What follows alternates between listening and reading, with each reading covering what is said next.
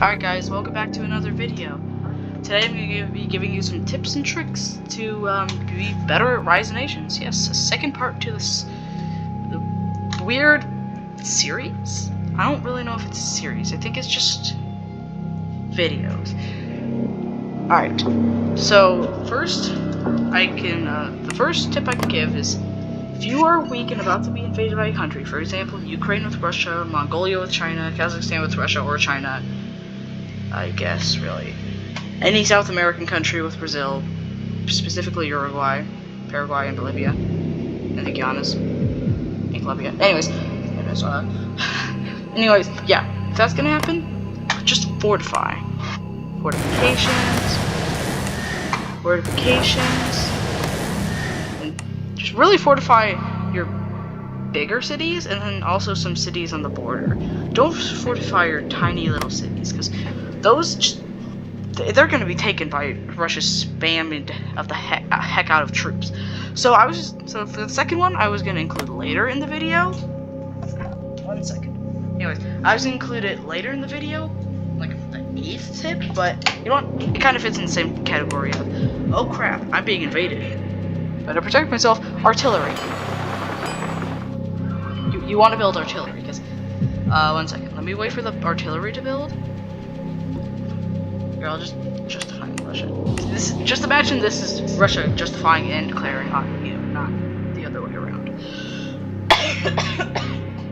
Anyways, also you want to another one. This is kind of not a tip. It's just common sense. Build tanks as soon as possible. Just build tanks, especially if your economy's good. Like this is a good economy. This is a decent economy. So yeah, you want to. Don't spam artillery, because they can get expensive really fast, but just build enough. Like, see that upkeep? That's pretty expensive. Just build enough to the point where, that if you get invaded, you're not gonna, like, die. And also, if the artillery are chasing your troop, or the troops are chasing your artillery, you just want to run. Just run.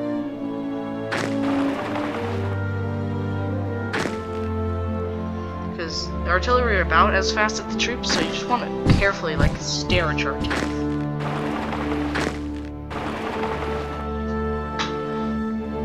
And then put your artillery on, around the border.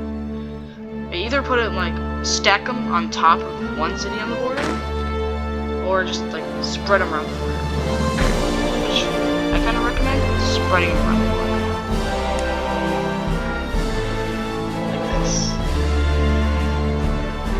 And maybe building more around this area.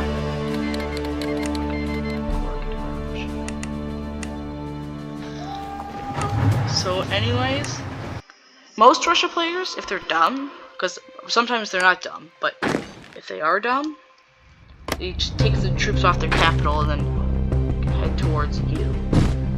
So I don't have any other accounts to do this with. But if they're chasing you, you just gotta run.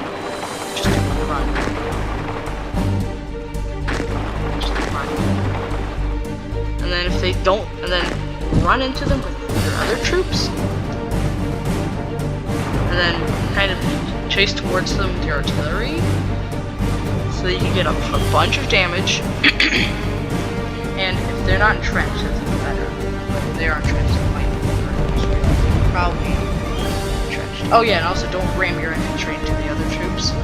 But keep them a decent amount away, because if you don't, they'll hurt really badly. Yeah, artillery does not go good against opposing troops. So yeah, if you do that, then your troops are gonna be like these troops right here. Just, yeah, it's not gonna be good. But also don't spam troops. That ruins your economy and manpower if you don't do it right, which most likely, if you spam troops, you are probably not doing it right. But yeah, that's 2 tips I have just for protection. Alright, now the next tip is play with countries with resources. Play as countries with resources. So what I mean by that is Russia has a lot of resources, which is really good. Other countries with resources are Kazakhstan, but that's really only if you know how to protect your country, I guess, and if you are able to protect your country. China, really any of the bigger countries have a lot of materials. Zimbabwe with gold, South Africa with like aluminum, corium, gold, iron, and tungsten. Let's see. These two have oil. The Middle East has a lot of oil, especially this one, Saudi Arabia. Algeria also has a lot of oil, and same with Colombia and Venezuela. Another country with a lot is Chile with copper, you with a lot of iron and copper, you with gold and oil. Yeah, so it's a lot of countries with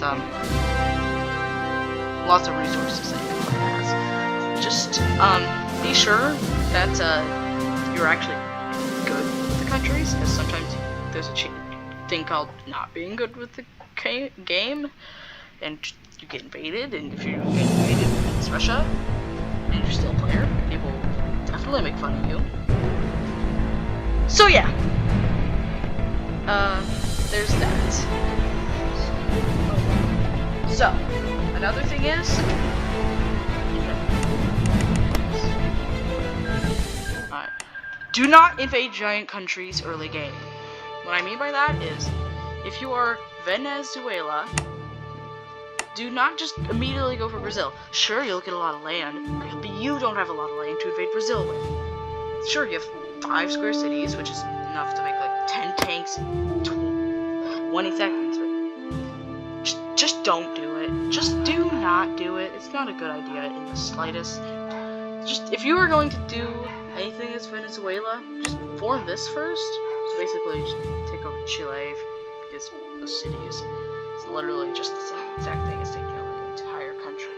But yeah, just refrain from invading Brazil until you got a decent amount of land. Also, you can attack from multiple fronts. For example, if you take Bolivia, you can go here, here. You can just go like here and then cut his entire country in half, basically. It's there, I don't know. And then maybe make colonies around that country. For example, Russia. Just, I guess maybe if you want to invade Russia, either get really big in like an area, or just take every single country that borders Russia, which is a little dumb.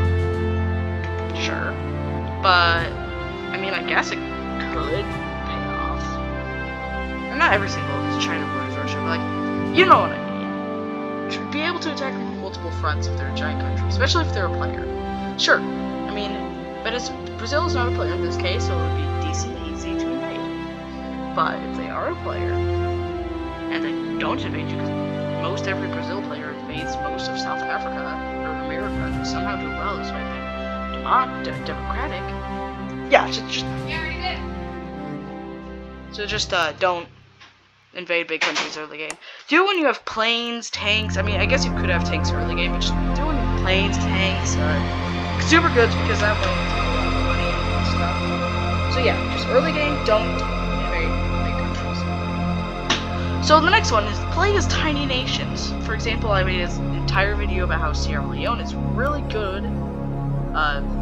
You know, just, yeah, literally was the entire video. It's got 3 reasons why you should play Sierra Leone. Yeah, but that also works with other countries that I'll explain later in the video. So yeah, play as tiny countries because, like, really,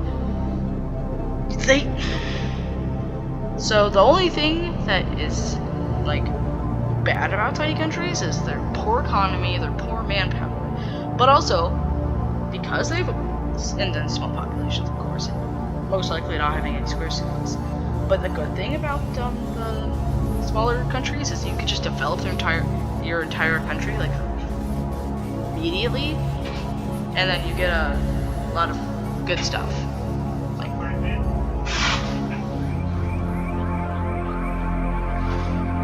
so yeah, playing tiny countries really pays off most of the time. Especially if it's in West Africa. Like, West Africa never gets invaded by anyone but a colonial France, which most likely just dies to Spain, Germany, or UK. Or Italy. Yeah, I've seen them die to Italy. Or, let's see, tiny countries that could also pay off. I played Uzbekistan once. I got the Team Red Empire. Uzbekistan's pretty fun to play as. Let's see, another country. Other countries are fun to play as too. Here, I'll name them because the last tip of the video is kind of good countries to play as. But watch the end of the video to know what countries are good to play as. Alright, so next ones are ideology based. So the first one I kind of made. No, don't play democracy. Democracy sucks unless you know how to do it. Blah blah blah. So I will be giving you thorough explanations on what to do with each of your things, which I kind of did with nationalism and communism or socialism first episode video. I'm gonna call it video, but I didn't do that with democracy. So first we'll be doing democracy. So if you're Japan, Japan's a really good country to play as long as you're able to take the Koreas and Taiwan and without China getting in, which is like half and half because either the half is like 25% they're not a player. No, it's like 10% they're not a player, and then the other 40% they're nice, and then 60%. I'll go 60%. Like 10% they're not a player, and then 30% they're nice. 60% of the time they're gonna be like, no, don't take it. It's mine. I get that. Me. But yeah, especially with like Taiwan, like at least they're not taking Mongolia. And also, with an update, they're way less likely to take Taiwan because they're way less likely to care because they're way less likely to form because they have 27 cities from Russia, which Russian players are like, nah, you don't get it. And then they end up invading Russia before they even take Taiwan. So yeah, if you're able to do that, that's fun. But I'm giving tips for Japan, not democracy. So for democracy, here I'll just show you. Develop the crap out of your cities. Mainly the bigger cities, but really any city works with this. But another thing is, declare wars not so often, and before you declare any wars, make consumer goods. So you're like, wait, with 2 consumer factories, that's enough to get 80 million. Oh!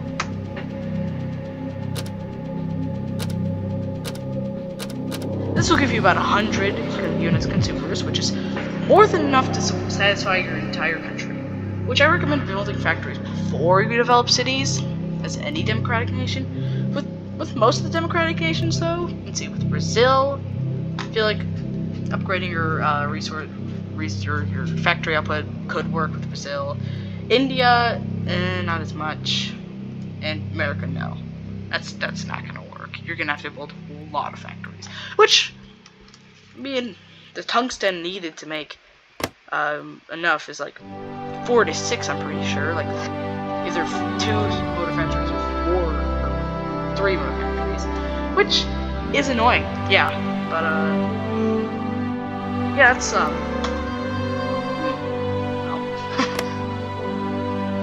anyways, yeah, so I recommend if any democratic nation you're playing, you either do a smaller nation as democratic. Oh my god, I forgot to turn the music off. Oops. Anyways, if you turn a smaller nation to democratic, or if you're playing as a country that's immediately democratic, just play as Japan. Japan's like the best democratic immediate nation, other than the strongest country in the world, which normally just gets overtaken by China because it sucks to play as US because it's hard to invade anything without getting a million losses because Canada's Arctic and then Mexico's undeciding nature. And by nature, I mean this nature, with its northern arid and southern jungle. So yeah, really, so the takeaway from this is develop consumers and Japan, or any other tiny nation. The smaller the nation, the better it is to play democratic. But another thing to play, or another, I guess, I don't know where I was going with that sentence. Anyways, second ideology is socialist. So I always go nationalist personally, but socialist can always help. For example, if you're Russia, and you want to, bad example. A few countries start with socialism, more than democratic. China, Vietnam, Laos, I'm pretty sure. I don't think Cambodia starts socialist, it might. Okay, well that's 3, but there's also 2, North Korea and Cuba, yeah, Cuba. Pretty sure there might be more. Oh well.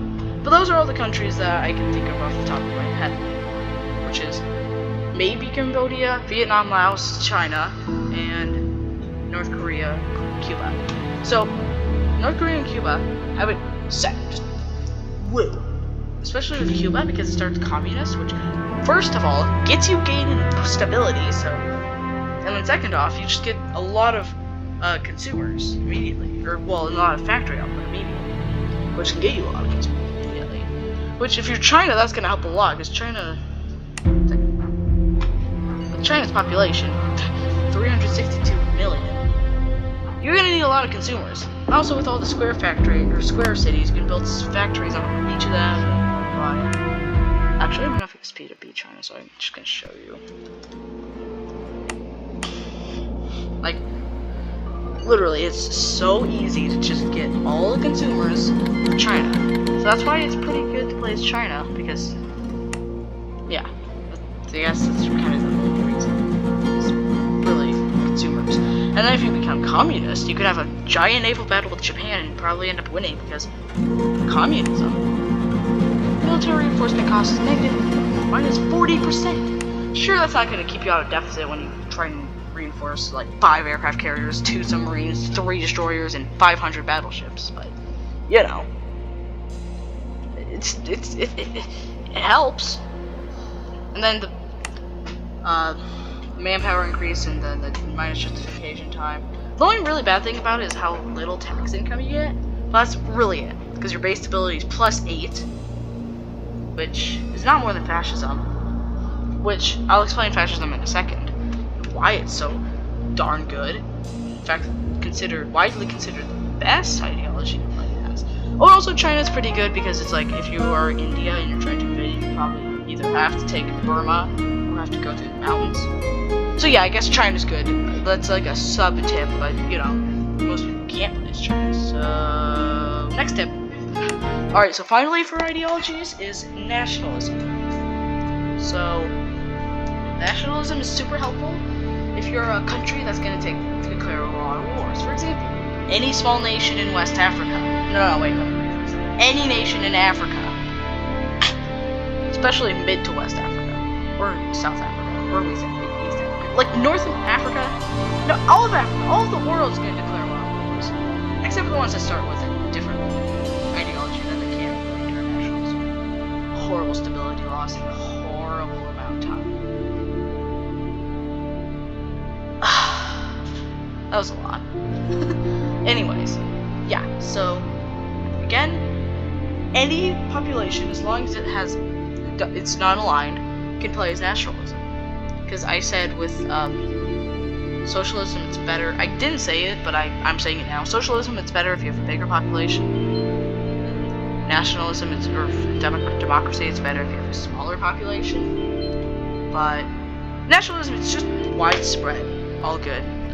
Because if you get fascism, you get +1 diplomatic action, which means you can justify wars on 3 countries at a time, +2 stability every time you declare a war, +12% base stability, which is insane. And that's just it. That's not it. That's just, and then a lot of like 60% military cost decrease. Oh my god, it is so good. So yeah, that's really all I got for fascism. It's really shorter but more better explained. I don't know. So next is planes. So with planes, I recommend, like if you're a country, if you have enough money, where am I going with this? If you have enough money, you want to build planes as soon as possible. As soon as possible because it costs 2 titanium, which the later in the game it is, the harder that's gonna get to get. Yeah, and if you have any titanium, cities with titanium, factories, and then this might be a little far, but boom, boom, boom. Yeah, just do that. Just do that. I don't recommend doing that as really any country in this area. It's like resources are at a minimal no. But yeah, so here's some specific countries final tip of the video. Yay, we're at the final tip. Woohoo. 20 minutes. Final tip of the video is specific countries you should play as. First one, Sierra Leone. Since I explained in my why you should play Sierra Leone. Where the intro is disgusting, and tips are a little less disgusting, but also kind of disgusting. Another country is Turkey. Turkey has mountains, so you can literally protect itself from Iran. Which is the same reason why you should play as Iran, but Iran less than Turkey, because Iran's mountains, look at that, will be an inconvenience for the people invading it and the person playing it. So, Iran's a mixed bag for me. But Turkey is semi-mountainous to hilly here, which you can just spam like 10 tanks here, and then you can invade the entire Middle East, except for Turkey or Iran in Transcaucasia and Iran. Anyways, but with the minimal amount of just hilly and then semi-mountainous over here, you can just send these guys and just invade the entirety of the Balkans, which I gotta say is good, because of the terrain is just not that bad. It's only bad in, like, Romania, on the border of, like, Serbia, which I don't see why you would have to cross that unless you want Bulgaria to Serbia in a straight line camera or something, which, why would you do that? You would just go, boom. Okay, anyways, I'm rambling with Turkey. Next is any Caribbean island. Yeah, it's gonna be a surprise to you. But one time I played as this one right here, Guadeloupe. I don't know, but I invaded all of this, like all of this area. I invaded Brazil. I invaded some of China. So yeah. And why is the reason they're so good to play as, other than I'm skilled? But the reason I could give you is because bigger countries like USA, China, won't stop you, despite USA literally bordering you.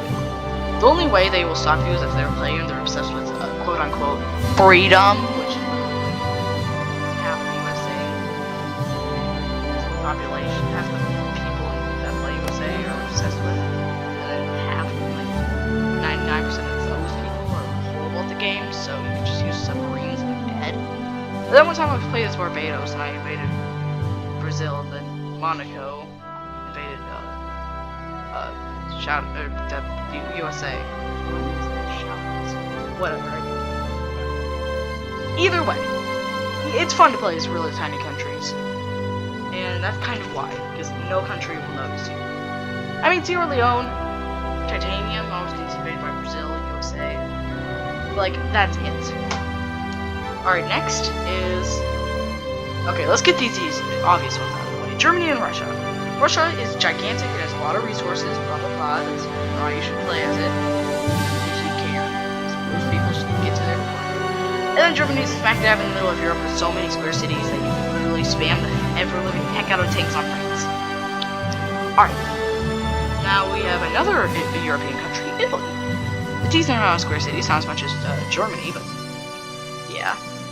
And most likely they're not going to be invaded by Germany, because Germany, or you would have to invade Austria and Switzerland.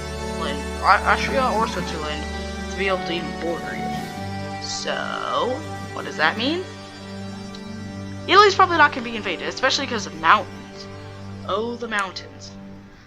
France, if you ever wanted to spam tanks on you, you'd have to go naval, which submarine, just one submarine, would destroy his entire army. Germany. If he had to use his tanks to go in the water, he'd have to go all the way over, like, all the way around West Europe to be able to reach you. And if you wanted to go this way, you have to deal with a lot of mountains. Like, a lot of mountains. So, yeah.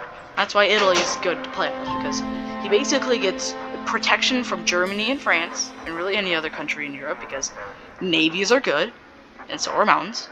And then, the same thing, actually, I was going to include this in the first tip, but entrench your troops in mountain areas. For example, you don't have to be on a city to entrench. You can entrench anywhere, really, as long as it's not an enemy city. Or like an enemy city. As long as it's not an enemy city that you're taking over, or a tiny little island, you can entrench anywhere. Why that sounds so like weirdly inspirational? Anyways, yeah. So literally just put your troops on the border of France, literally like in France at this point. And then if France declares on you, he's gonna have a tough time. And also, if you manage to get tanks there without losing your patience, just going, nope, in the water. But if you don't lose your patience, you can have tanks, which are like way better as long as the enemy doesn't have anti-tank.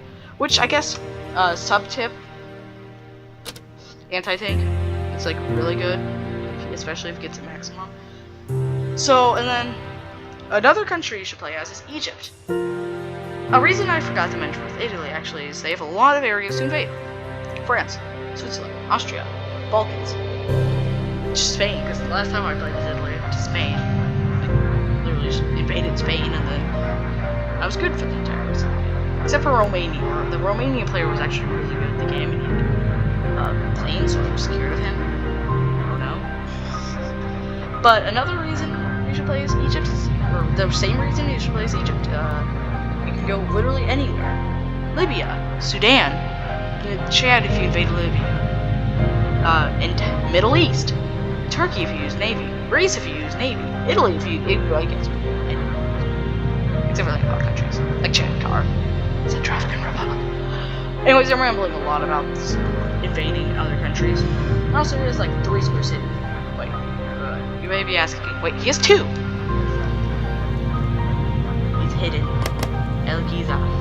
Yeah, he has 3, so you can just go like boom, boom, boom, like 3 sets of tanks, and you immediately have 9 units of tanks, which is 1.8k, right? Either way, yeah, 1.8k. So yeah, that's why Egypt is pretty good. And also he has arid, except for like on the river, the Nile River. That's what it's called. So you can just go up here, and then that's the easiest way to invade Egypt, especially if it's AI, because they're probably gonna cut you off like right here, and then just send you back, and then they're gonna go through arid, and then it's just gonna be a stalemate at that point. So yeah, and then the final the country you should play as is the UK. Navy is so important as UK. France will want to kill you. Any country in Europe will want to kill you for these 3 cities. For the European Union. Yeah, okay, that's not exactly the reason. Also for strength and power. So basically, it also takes them to a second to actually land on your area, unless you have Ireland and they're just in this area. It's gonna actually take them a second to actually land, so that in that little time span, you can just send all your artillery and then cut them off with your even more tanks or even less tanks. Either way, it's so easy. Just cut anyone off that is trying to land on your water, or not water, land on your country. It's just insane, because even if they have invaded Ireland previously, that's 3 cities. That's literally 3 cities. I mean, sure, it's closer than any other countries can get other than France, but like France, most likely either allies you, or he's not a player, or he's invaded by Germany, or invades Germany, and then it kills you, which then you have more time to prepare. So yeah, this video is almost a half hour long. I'm gonna have to definitely cut some parts out, but did you enjoy this video? Were the tips good? Let me know below. And okay, you've heard this before, like and subscribe. And if you don't like and subscribe, a spooky monster will be under your bed and eat your pumpkin pie. Anyways, goodbye. Subscribe or I invade Turkey.